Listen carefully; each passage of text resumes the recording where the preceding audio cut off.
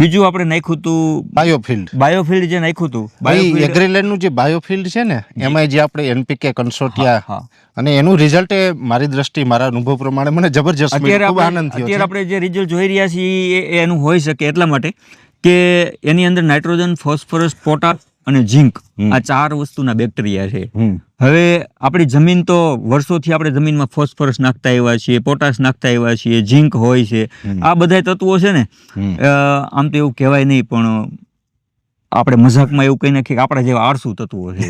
બને ત્યાં સુધી જે કામ ન કરવું પડતું હોય ને તો એમને ખાવાનું મળે તો વધારે સારું. તો એવા આળસુ તત્વો છે ને એ બધાને આપણે જે બાયોફિલ્ડની અંદર કોન્સોર્ટિયા નાખેલા છે ને એને લભ્ય બનાવવાનું કામ કરે છે. નાઇટ્રોજન છે એ હવાનો નાઇટ્રોજન લઈને છોડને આપે, નાઇટ્રોજનના બેક્ટેરિયા છે ફિક્સેશન કરે એટલે હવામાંથી લઈ અને છોડને આપે. એટલે એવું કહેવાય કે નાઇટ્રોજનનું કારખાનું ત્યાં બની જાય. એટલે બહારથી આપણે બહુ આપવું ન પડે. પણ યુરિયાની જેને ટેવ પડેલી છે ને તો યુરિયા જેવું આ ભડકો ન કરે, રિઝલ્ટ એવું ન દેખાય પણ ખામી ન ઉભી થવા દે. એટલે છોડને જે જોવે એટલું આપી દઈએ. તો એક વસ્તુ એ છે. બીજું ફોસ્ફરસના બેક્ટેરિયા છે. જમીનમાં આપણે જેટલો ફોસ્ફરસ નાખીએ એમાંથી અત્યારના તાજા રિપોર્ટ મુજબ તો 80% પણ વધારે ફિક્સ થઈ જાય છે. તો એ ફિક્સ થયેલું જે ફોસ્ફરસ પડ્યું છે એ આપણા કોન્સોર્ટિયાની અંદર રહેલા બેક્ટેરિયા છે ફોસ્ફરસના, એ લભ્ય બનાવીને છોડને આપે.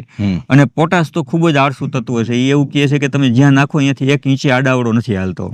તો એને મુવમેન્ટ કરાવવા માટે, એક જગ્યાએથી બીજી જગ્યાએ હેરવા ફેરવા માટે અને લભ્ય બનાવવા માટે એના બેક્ટેરિયા છે એનું કામ છે. સાથોસાથ બેક્ટેરિયાની જે વાત આપણે કરીએ છીએ તો પોટાશના જે બેક્ટેરિયા છે ને એનું જ કામ છે ઝીંકને પણ ઉપલબ્ધ કરાવવાનું. એટલે એક જ બેક્ટેરિયા ત્યાં 2 વસ્તુ ઉપર કામ કરે છે. તો આપણે એ 2 પ્રોડક્ટ જમીનમાં એટલા માટે નાખેલી છે કે આપણે IPNM નો જે કન્સેપ્ટની વાત કરી, સંકલિત જીવાત નિયંત્રણની સાથોસાથ પોષણ વ્યવસ્થાપન છે એનું આપણે પૂરેપૂરું જમીનમાં તમારા આંબામાં પરેશભાઈ નાખેલું છે.